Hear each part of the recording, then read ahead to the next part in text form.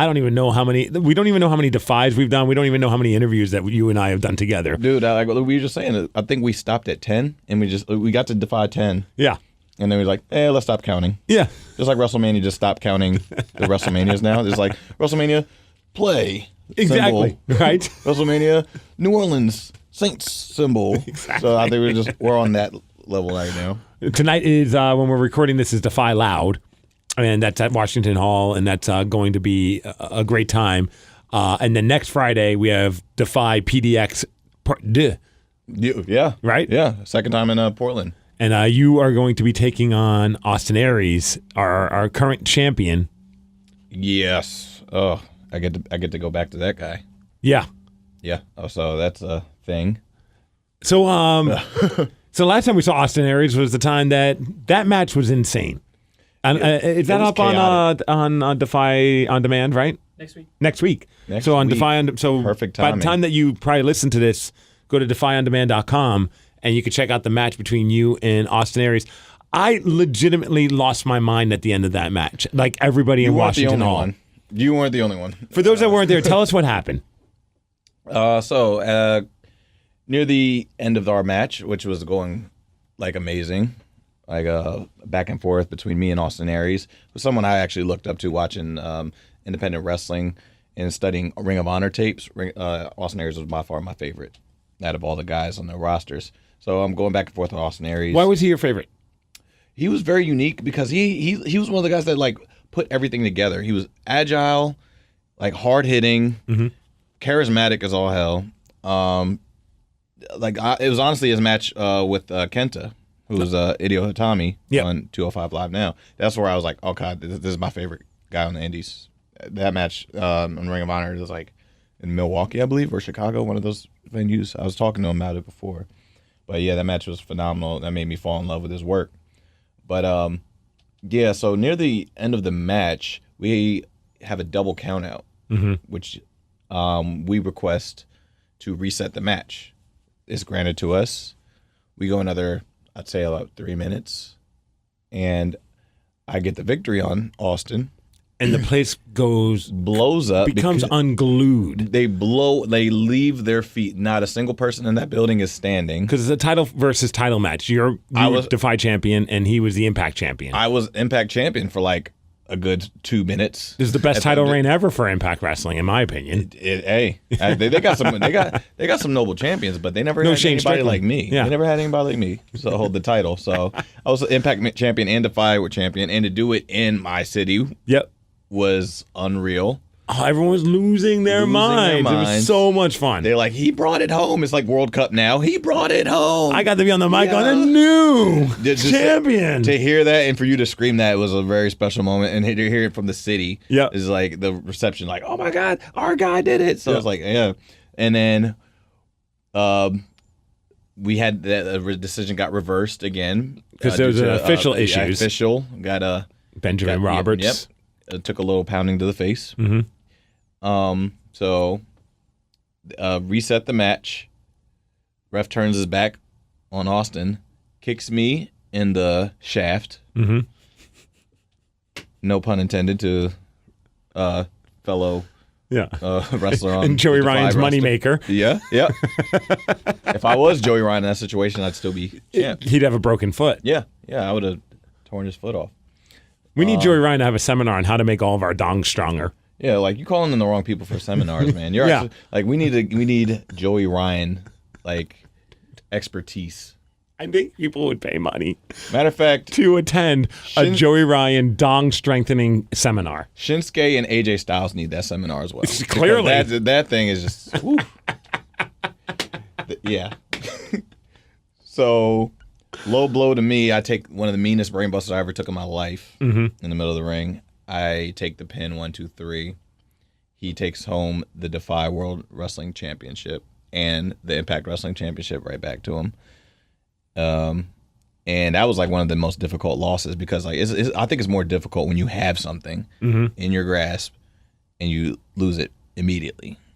And so that was a tough one. But there's a roller coaster for obviously for you, but for the fans as well. Oh, you hit the high of highs, and then all of a sudden you're just like, oh, yeah, great, it's sucked right away from you.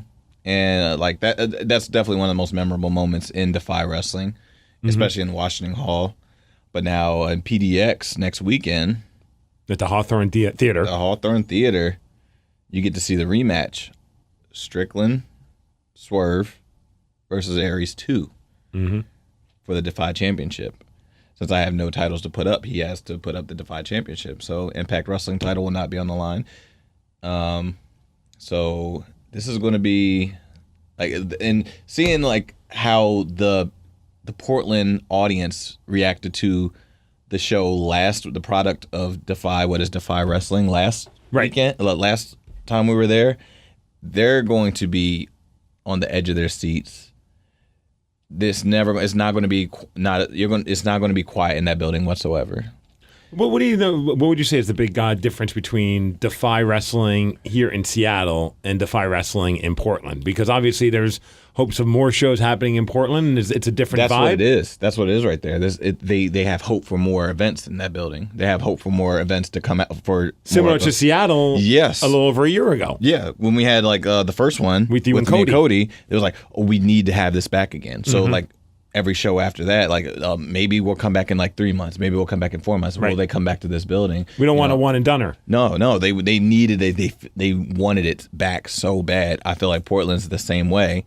And when we start giving them to them more and more, it's going to be time to be like, oh, let's try another city, another area in the Pacific Northwest, because we've already established Washington Hall in Seattle.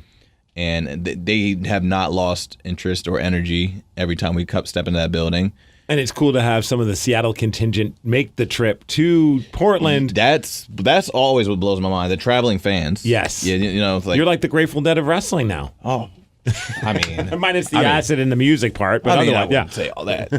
But I've had like going to like all these shows in like Texas or New Orleans or whatever, or there's times where I'm getting fans who are like, man, I came all the way from Chicago to see this match. My gosh, or like, feel great. It's incredible. Like I've always heard like guys like have fans come from like literally across the country to see, but like now like seeing like I was iffy on going to that show, but then they announced your match, then I was like, I'm coming.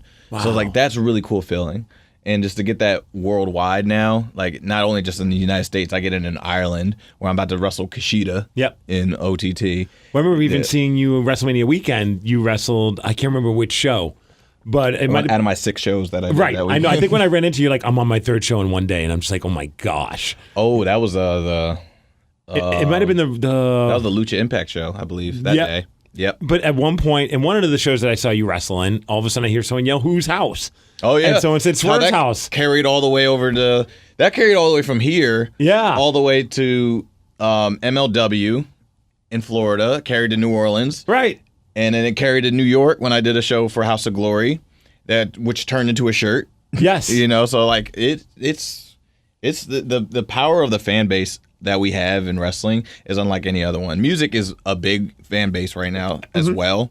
But the power of just pro wrestling fan bases is incredible. Well, music and wrestling have like a similarity in the sense of now with the internet, you do not need to be, music, major label, wrestling, WWE.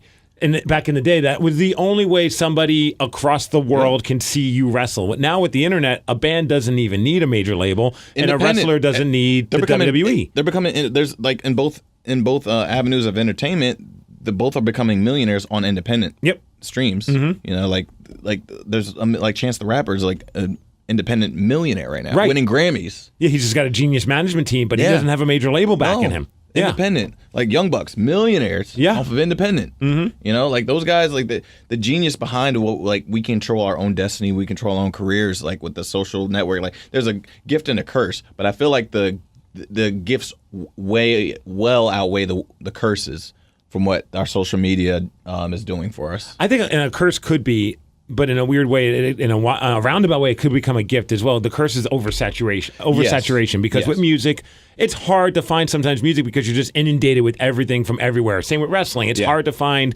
certain wrestlers that you like. I want to find this new guy, but I'm sitting through a bunch of stuff that's oversaturating. But the cream rises at the top. I was just listening to a podcast actually this morning while I was traveling over here. They were talking about some of the problem is like there's too much options. There's too many options. So like they were comparing it to Netflix. Like Netflix, people love Netflix. But I could spend an hour just searching. Just searching. Yeah. And then at the end, you didn't even find what you wanted to watch. You don't even watch it. Anything. I'll just watch Friends. It's on reruns. Or you just turn it off and go do something else because there's so many options. Right. You know, just like me personally, me and Carly, we look through the horror section all day, all night. Like, oh man, there's so many horror selections, and without like a filter to be like, oh, this is a good horror movie, this is a bad horror movie, this is indecent, this is different. Right. But like just seeing that over and over again, you miss the craving that you were looking for. Yep. Because there's so much. I feel like wrestling is the same way. There's like so much content. There's so many like wrestlers. There's so many. There's so much. I think there's more talent now than there's ever been in the independent wrestling. I don't think you can argue that. Yeah, there's so much more talent. And do you think though, because it's oversaturated, that it forces guys like yourself, guys like Brody King, who you're wearing a shirt of right now, guys like Desmond Xavier, whoever it may be, it forces you guys to step up your game because you realize that it's oversaturated. So if you want to stand out, you got to prove every single time you're in that ring that you are that good. It's more difficult, I would say. A lot of guys are getting more opportunities, but there's the top echelon of the guys. It's like there's only a select few that make it up to that level, but there's the undercard and the mid card is just stacked. Mm-hmm. That's what I feel like it is right now. Like I feel like that's why you see like the same champions everywhere you go a little bit.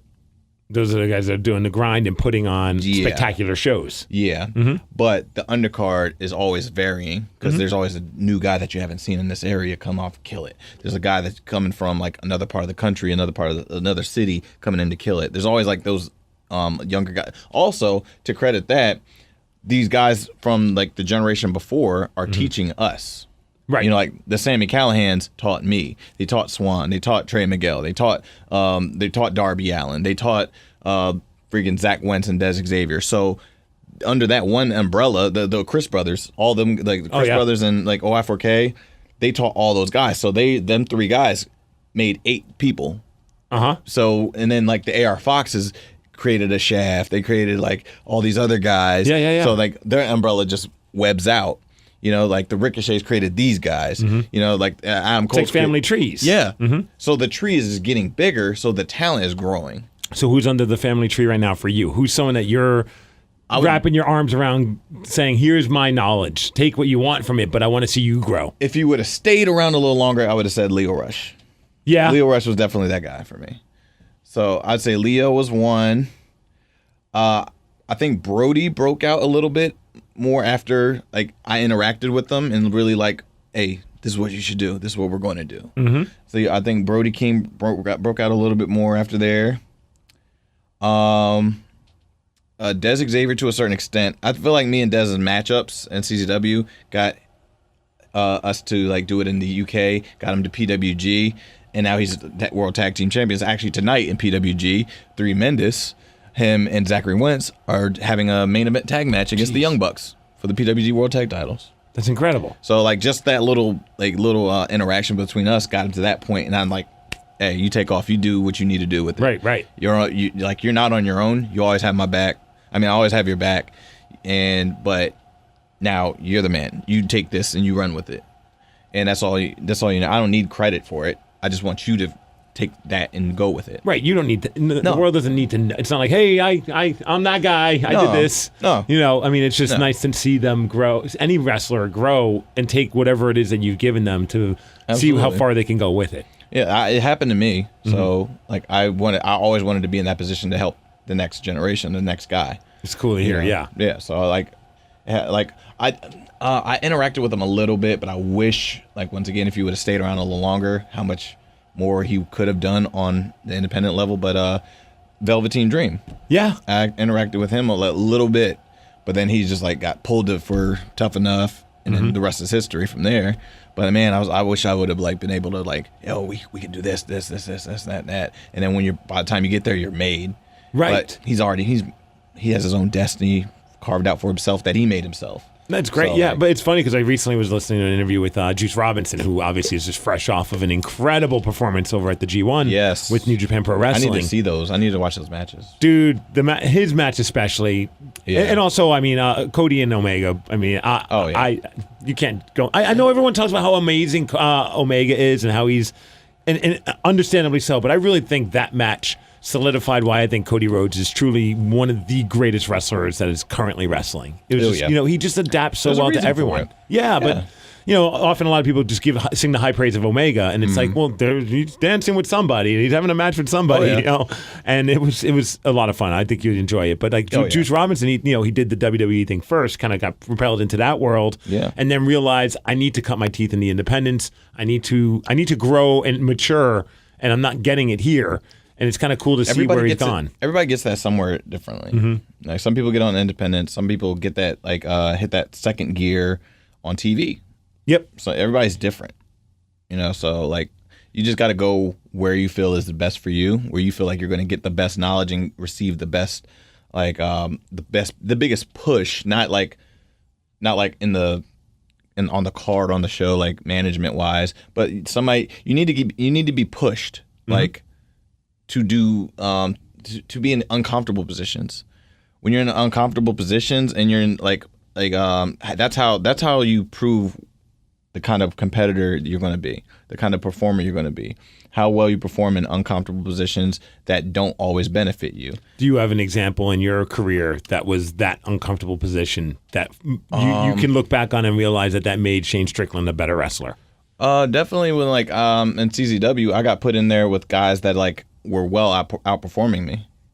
I got put in a 4-way with AR Fox, Rich Swann, and Lucky 13 at this one pay-per-view. And before that, I think that was a stacked show. I remember this very vividly. It was Davey Richards against Masada was after us. There was a crazy tag team match. There was this card was just super stacked.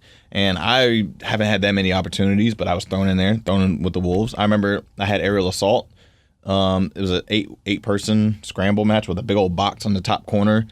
And I was in there with Uhaa Nation, who's Apollo Crews now, Samurai Del Sol, who's Callisto now. I wasn't ready for those opportunities, and they were uncomfortable for me, but I had to perform, and I performed well, which got me other opportunities to perform with other guys that were better than me. So I got pushed. Yeah. When I asked for it, when he felt like you need to be pushed.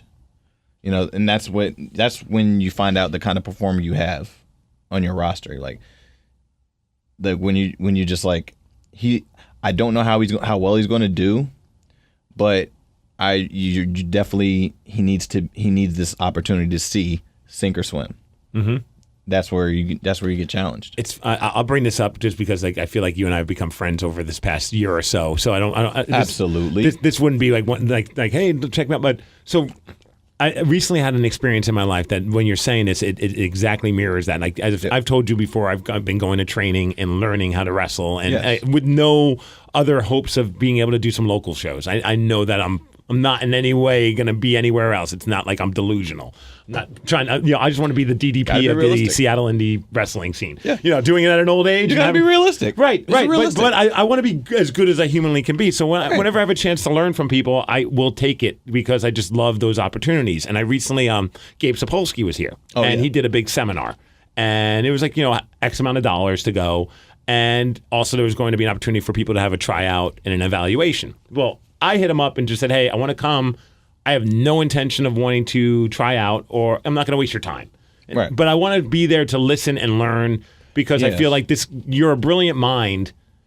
I'd be an idiot not to take it up because I could apply this to my work in radio. I could apply this. Entertainment is entertainment. You can take nuggets of wisdom from wrestling entertainment, apply it to radio, and I feel like you could do the same. A lot of times people are like, you feel natural when you have wrestled in front of people. I'm like, that's because I've learned how to perform in front of people from doing it in radio. I know timing. I understand not speeding up and not trying to hurry on the microphone. And everything's applicable, in my opinion. Yeah, absolutely. So I go, and he had a great part that I thought was pretty awesome. He just said straight up, he's just like, everything is an opportunity and everything is an opportunity to learn. And I was like, those are two very different things. In my head, at that moment, I'm taking this as an opportunity to learn.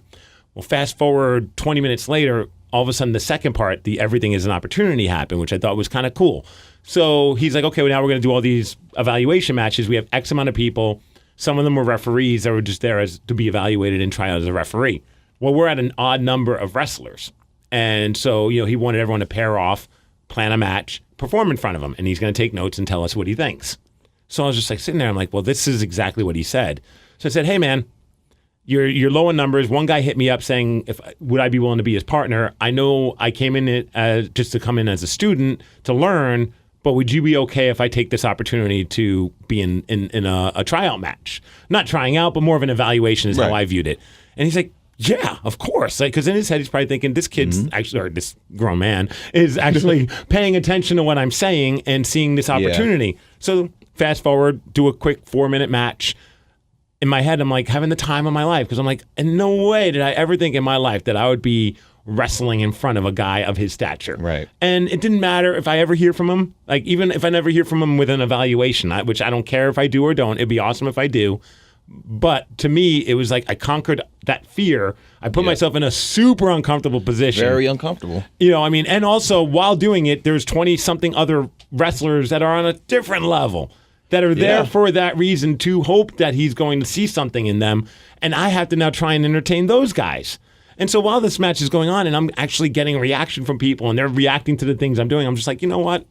Had I not done that, had I just sat in the corner and been afraid to ask, none of that would have happened. And I don't really have that opportunity to share this with anyone because it's not like, most people, I tell it to my wife, she's just like, that's sweet. Yeah. She doesn't get it. Good job, honey. Cute story. You did good. That's cool. You did good. Did you check the mail? Right, exactly. But it was one of those moments, like, so when you're saying that, I'm listening to what you're saying, and it's just like, you're absolutely right. Like, there are many times in your life that you're just going to have to put yourself in an uncomfortable position. Absolutely. And if you fail, like I thought, I'm like, if I fail, who am I hurting? Nobody. I'm not... It was an experience that I will never forget, and I'm excited to share that with you because I don't really have many people I could share that with without it just kind of going over their head being like, whatever. Well, because you always have to have that feeling of like, oh, what's the worst that can happen? That's this isn't going to compromise my lifestyle. This isn't going to compromise my work. This isn't going to compromise my health. God forbid you got hurt in the middle of the match, but we kept it pretty simple. Exactly. You compromise your lifestyle walking across the street. So, right, getting in a car. Yeah. Yep. So, but those are the risks we take every day. But those are the uncomfortable. Like me personally, when I was 17, I had to go to the military. And I went away from my home, for months. I think it was 8 months. I haven't been home at that time, and doing all this stuff, learning how to literally kill people, learning how to do medical stuff on people, learning how to do all this stuff that they teach soldiers. That's uncomfortable at 17. Having to be able to this is how you plan your way home for vacation if you want to take it. This is how you handle you got to address this right. You got to make sure this is done. You got to fill out a will for your lifestyle. You're 17 at 17 now, become an adult. Yeah, like this. Yeah. This is fill out this paperwork. This is insurance. If you die, where does the money go to? At 17, that's uncomfortable. So I got that early on. So after that, I feel like I could take on anything else that comes my way. Because worst comes to worst, I'll just go back to my mom's house. I'm 18, 19 years old. Right. And then you can always rebuild. Some people are too afraid to take the extra step and see what's on that side of the other side of the fence. See, just take a peek at first. But if you're feeling daring that day, jump over. Over. There might be a dog that chases you. Who knows? Or you'll be like, hey, there's a barbecue over here. You're invited. You never know what happens and you when you hop over the fence. A life experience that you can share with people for the rest of your life. Exactly. And then that takes you to something else that you never knew that you could accomplish. Those barriers that you break through in your mental state of I never thought this stuff would be possible. I never feel like I'd be in a room with this person or calling this person my friend, being able to perform in front of these many people. All those things go away once you actually take the step to accomplish that and actually do it. And once you do it, it opens up doorways to do more that you never thought would be possible. being able to travel around the world and meet the people, like I'm like good friends with John Morrison and stuff. Like I have his DVD in my freaking collection. Right. You know, I grew up watching these guys. I've just wrestled Rey Mysterio last month for the first time. It was my favorite wrestler of all time. You know, like he knows my work. He's like excited to work with me. I'm like, I was a kid that you were the one that inspired me to get in the ring. Like just because I took certain steps that I never thought I'd be able to do. Now I'm like this is the kind of stuff now at like 28 years old, 9 years in wrestling. I'm so excited to see what else I can do in the next 2 years because like I'm going to continue to take steps forward. Because I'd imagine every time you start doubting, can I do this? Something in your brain to be like, you doubted that 6 years ago when you did this. You doubted that 6 months ago when you did this. So all of a sudden you have this confidence. That you and might that's what Swerve is. Yeah. Boom. Swerve is confidence. All comes full circle. It all does. What was it like wrestling Rey Mysterio, man? I didn't. Oh, well, I thought I would have that nervous jitter. But I never did. Did you have it leading up to the match? No, I never had it. It was more of like just like, I read I remember reading Chris Jericho's second book when he talked about wrestling at WrestleMania 25 when he wrestled Steamboat. It was a childhood it was a childhood dream come true. But at the time when he was like about to go out there and perform with them, he was like, this is my job. I'm a professional. He's a professional. Let's go be professionals and perform because that's what we do. That's our job. And then afterwards, you can kind of go do that. Man, I just accomplished a childhood dream. That's when you look back on it. Yeah. So that's what it felt like with Ray. It was like I met Ray at Lucha, and we got along very well. Great guy. He's known my work, but he was like, oh man, like I'm really excited to get in the ring with you. I've seen your stuff, man. I love your stuff. So I was like, I'm really excited to actually interact with you on this stuff. So let's do some stuff. So I was like, hell yeah, hell yeah. So afterwards, after we did, like I took the 619. I was gonna ask. I hope you had to have. Oh yeah, and then I got to cut a promo on him afterwards. Like it was awesome. Like everything I could have ever wanted to do with Ray in like a career span, it happened in one match. So it was really cool. But like afterwards, it was like, wow, I really finally got to do it. Like that's awesome. After that, it's like anything else is just like icing on the cake. You got to take a 619 from Rey Mysterio. Yep. I was there when you got to be on the receiving end of a ball and elbow from MVP. Yeah. Whose finisher do you want to take? Is there somebody in all the years? You know what I mean? Like someone because I'd imagine while you're laying down there and you see MVP coming down on you, there's got to be like the 15, 16-year-old version of Shane Strickland going, This is interesting. Probably gonna not feel good, but this is freaking cool.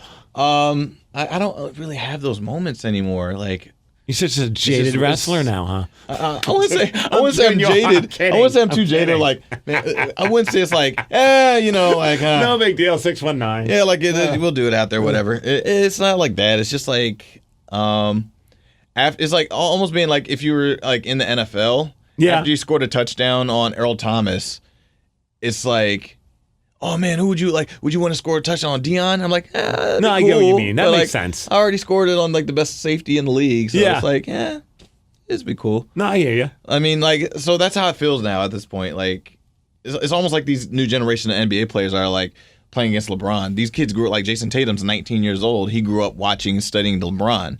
And I remember when I was in middle school, LeBron was coming out of high school into the NBA. Yeah. So it's like, wow, that's the generation gap that we're in right now.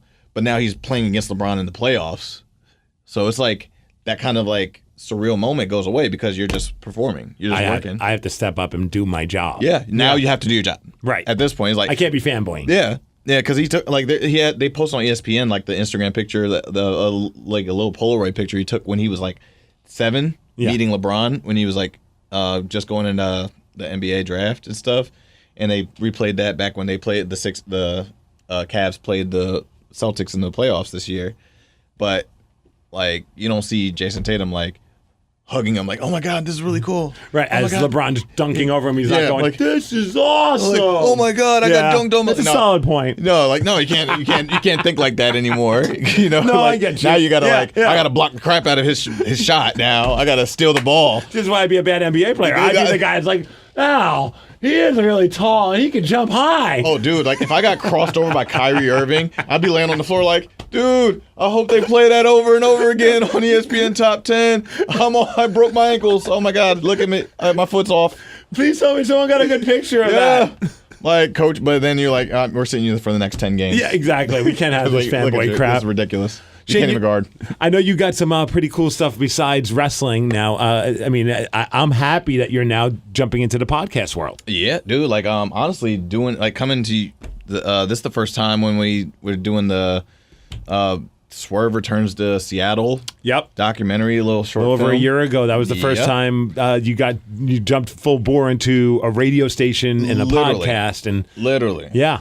And it's been a whirlwind ever since. Now I can't stay out of radio stations. It's awesome. And out of microphones. But that's literally, it was like, man, this is really cool. I love this environment. Like, I could literally be in this all day, every day. There's something cool about being able to bring entertainment to somebody who's stuck in a car. Yeah. And when, for me, I mean, like when you say somebody travels to see you wrestle, one of the greatest compliments a human being could ever give me in my job is when they pull me aside, like, if it wasn't for you, I'd lose my mind going to work every day. They get to listen to you comfort them while they're at work. Right. Or doing whatever task. Like, I think that's really cool because I do the same. When I'm, like, doing stuff around the house or I got to, like, take a long drive, I put my headphones on. I listen to, like, Brilliant Idiots. I listen to, like Charlamagne the God is one of my favorite people in media.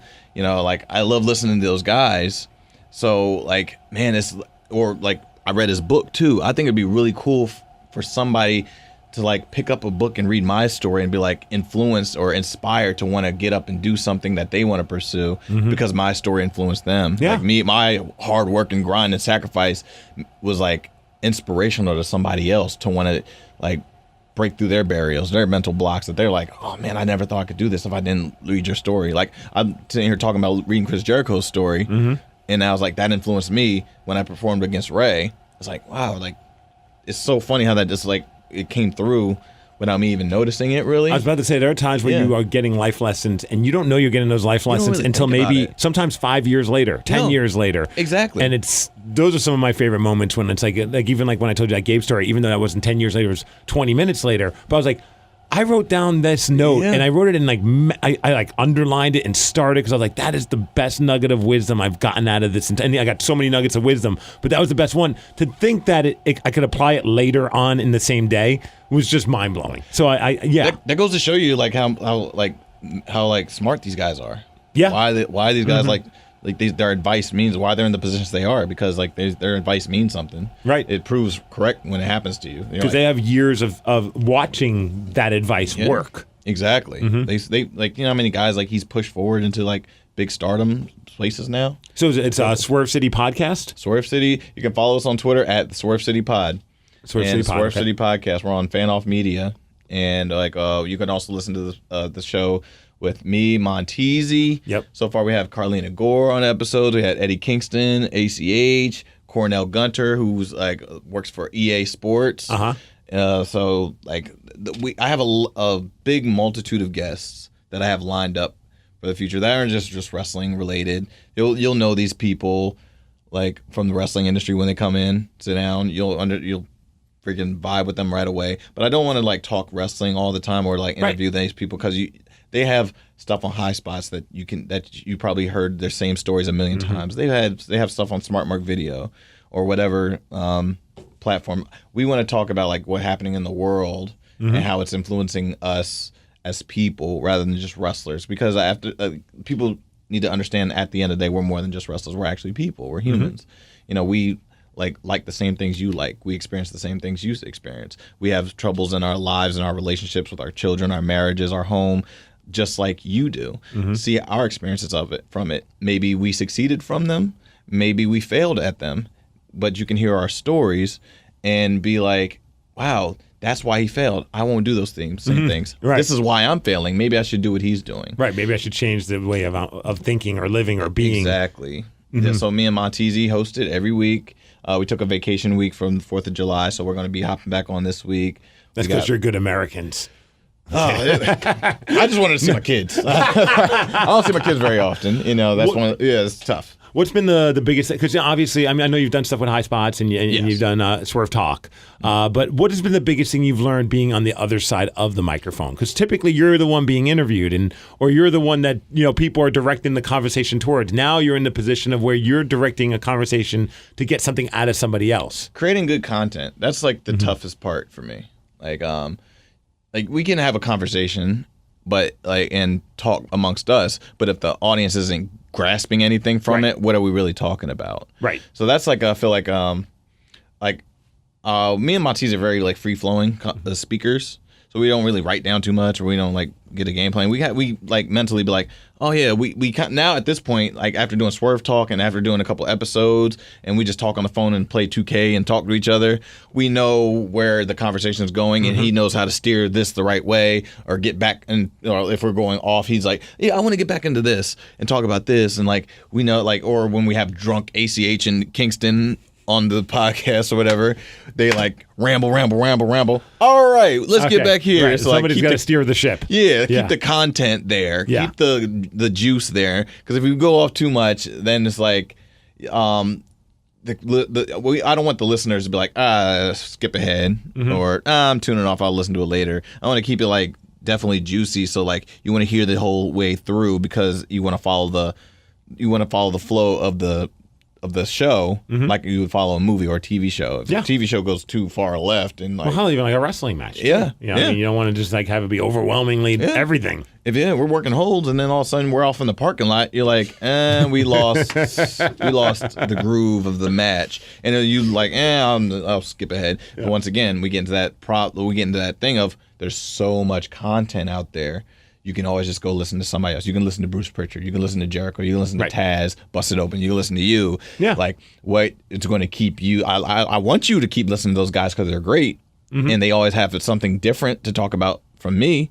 But what keeps you coming back listening to me? Because we're different from them. Right. I mean, everyone could share the same guest. But that's why I've always said, like, whenever I've done anything in radio, too, to like this person wants to have that guest on first. I'm like, I don't care who a guest goes on. Like, if another radio station wants to have them on first, I know that what I'm hoping to accomplish is that they're going to have a different experience than exactly. And I would hope that whoever is interviewing them before me or after me also has that same goal, is to not make it just this cookie cutter question answer. Let's get the life story. Yeah, you know what I mean. It's just kind of like, that's what I love about whenever we have our conversations. We just turn on microphones. We had no plan of what we were going to talk about. No, honestly, the only thing I wanted to make sure we talked about was your podcast, and also the fact that we're going to be in Portland next Friday. As you are going to be taking on Austin Aries for the DEFY Championship at the Hawthorne Theater, and that's on the 20th of July. I almost lost track of what month we're in. I'm losing track of where I'm at on a weekly basis. I wonder why. You're only traveling all the time. I remember the one day I was like, the morning I was in East Coast time, then the afternoon. Oh, no, the morning I was in West Coast time, then the afternoon I was in East Coast time, then later that evening I was on like UK time. This happened in a matter of like less than 24 hours. That's why I like lost all track of like what is going on in my life right now. I'm losing all of it. I'm tapping out. I'm losing it all. So I remember that happened. But yeah, dude, like the podcast is going really well. It's growing every week. It's on iTunes, SoundCloud, and Google Play. Okay. Fan Off Media is like the website where you can just literally like click on it, follow us. They click on it and viewing pleasure anytime. But now we're going to work on getting into video. We have the audio down. We mastered that now. We got our system. We can literally come in, push play. We're off and going. Yep. But now we're working on getting the video aspect of it. We want the YouTube views. We want to be able to like see the interactions between us. Put the face to the voices from people that you're not familiar with, like Cornell, like great guy, but I'm pretty sure most of the viewers that listen, like, I don't know what he looks like. You know who ACH is, you know who Kingston is, you know who like certain people are, but I want to put face to voice so you can match up. Like I just want to do. Plus, you get to interact with people. Instantaneously. You don't have to wait for an email to come in or a tweet to come in. If you have a way to have comments going during your live broadcast, then you can actually read what people are talking about, engage what they find interesting. Exactly. Yeah. Like I want to pull up like little highlight videos of like a minute long, like little video clips on our Twitter, and like, what did I do this week? What did I do this week? It's huge, yeah. And I also heard I listen to podcasts all day, every day, about like instead of like pre-planning times when something's about to drop on or like planning for weeks and weeks, promoting it. Sometimes it's really cool to just drop the episode. Hey, episode on tonight. Check it out. Yep. And like this guest is going to be on it, or find out what guest is going to be on it. Some people are really getting into that now. Like the element of surprise. Yeah. Like the Beyonce Jay-Z album's just dropping. Boom. I never thought there was no about it like promoting. that. There's no billboards for it. Like how Eminem's Revival album was billboards for weeks and months. We knew it was coming. We knew the day everybody was excited, anticipating it. So the expectations were so high. But sometimes that can be a detriment to you. So like, oh, I expected this, but we got this. Right. You kept telling me this was going to be awesome, and it's okay. But if something just comes out of nowhere, you're like, you have no expectations. Did he just whip that up yesterday? This is cool. Yeah. So like, you literally just don't have no time to make any you have no time to make any anticipation for it or any go high goals. You didn't set anything up for you. Just give me the content. I want to listen to it because I like this guy. Yeah, I like their product. I'll listen to it now. Who's on awesome. it? Cool. Yeah. So I'm trying to get a little bit of both going on. Like not too much of one, not too much of the other. But follow us on Twitter at Swerve City Pod. Nice, and follow you. It's at Strickland Shane. Yep, Instagram and Twitter. And we will see you at the Hawthorne Theater on July 20th, Friday night. You versus Austin Aries. Plus, we got Ray Horace taking on Ray Phoenix. That is going to be mind-blowing, I'm telling you right now. And I don't know if it's mind-blowing, but maybe the second part seems to be a part of it. Joey Ryan and Ravenous Randy Myers together as a tag team. That's going to be something blowing. Something. Yep, I will not speak much further on it that way. Bring your Purell, kids. Seminars. Dong strengthening seminars. Jim, make it happen. It needs to happen. Yes. It needs to happen. I feel like I'll get just as much from that from the Gabe Sabona. I feel like I think the turnout will be more. It would be. It would be more than any other. And then it's just a one-man show. It doesn't even have to be a seminar. It's just he's balancing plates on his thing. And then at some point, everybody gets to take a bump on the penis by holding his wiener. Yeah. I mean, that's like, I don't know what I was about to say. It's like the ultimate stroke, but that's the worst word. I'm curious how many women would sign up for this seminar. Does it get to Me Too level? Hashtag Me Too. Oh boy.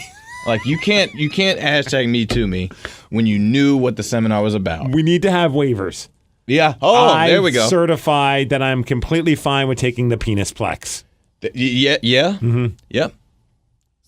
Isn't that it's almost like the consensuality agreement. Yeah. Yeah. Like the Chappelle skit. Yeah. I would look forward to seeing everybody's social media posts of them. Like, when DEFY does a meet and greet, a VIP thing. Yeah. Everyone's this might be tagging. close-circuited, though. Yeah, everyone's got their pictures of them with their wrestler, and people comment on it. What is a family member going to say when you post that video? They don't understand what Joey Ryan is all about. That's why it should be closed-circuited. This is behind the curtain. See, I kind of like watching the whole world implode around us. I want to see their family lose their collective ass. You want to see the world burn. Yes. Some people just want to see the world burn. Yes. Some people want chaos. Some people... I really think this penis seminar is a thing. We got to do a donginar. A donginar. What is... Sounds like a Dong 101. That sounds like a Pokemon. What's that, Jim? July 20th. July 20th. Sign up for the very first ever Joey Ryan Dong We haven't even seminar. asked Joey for it. I feel like Joey's in. He will be. Yeah. He will be. You give him enough. If people are paying $20-$30 just to watch him talk about his wiener, I'm curious to see the warm-ups. Everybody does. Most wrestling seminars, you do squats. He's just like, no, we're doing penis push-ups. Everybody down. Like the Tenacious D song. Yeah? Yeah. You just do penis push-ups. Warm-ups. Everybody's got to oil themselves. All right, I went ahead and got everybody bottles of baby oil. Yep. So we're going to rub it all on our own bodies and help your partners back if you need to. Yep. Just handing it out to everybody. Yep. Now everyone just kind of open up their pants. Yep. And squirt. Now follow my 1, 2, 3. So I'm really down for this now. This is a sketch. I was about to say this seems like sketch. We need to create a wrestling themed sketch comedy show, and it has nothing to do with wrestling. All it is just. I don't know how Joey hasn't gotten on this already. Right? I mean, you could just have so many random a locker room sketch of the awkward guy that's in the locker room. And the funny thing is, he's participated in tons of these parody movies, little short films on wrestling on YouTube. He knows everybody in the world. I'm gonna have a talk with I think we're just we're printing money for him. Does he need more money? No. Does he really need more? You know what? Maybe we'll just edit all this out. Yeah. We don't need to give him this kind of advice. Idea. Yeah. Yeah. We'll give our own Dong seminar. Swerve TV. July 20th. Shane and MIGS teaching you how to work that dong. This got weird. Nah. You again? Nah, not in wrestling. There's no such thing as weird in wrestling. There's no such. There's no fine line. Not at all. You should probably go. Dude, thank you, man. This has been no problem. It's always a freaking blast, and tonight's going to be a lot of fun. I made sure I had to be down here before the show. Yeah, I was stoked when I got the text from you saying, hey, I'm coming in a little early. You want to do something? I'm like, yes, of course. Almost thought I didn't make it because my flight got delayed. Oh, I know. I was like, when you said you're leaving the airport, I'm like, I thought you said you're getting off the airplane at like 10:18 in the morning. It's 2 o'clock. I took off at 10:18. Damn. Yeah. Flight delays in Houston. Son of a bitch. Yeah, it's ridiculous. That's my life. Follow the Swerve Podcast on Twitter. Swerve Pod. Swerve City Pod. At Swerve City Pod on Twitter. Listen to our show, the Swerve City Podcast. Me and Montezi. Hell yeah. We have a hell of a list of people coming up on the show. It's going to be awesome. You're going to learn something. You're going to laugh. You're going to cry. There's going to be good stories, bad stories, entertaining stories, fun stories, things about myself you didn't know I didn't speak about in other interviews that you've seen before. There's going to be stuff from Montezi in his personal life. He goes through some shit every freaking day, every week. But he's open enough to share it to you, our viewers, our fan base. It's going to make things relatable, man. It does. Mm-hmm. You feel for it. After episode 2, 3, you start feeling for us. I'll say that. It's a sad life we City live. Pod and feel bad for us. Yeah, and feel better it's a sad about yourself. life we live. Awesome, brother. Well, thank you, and tonight's gonna be a blast. No problem. Thank you, man.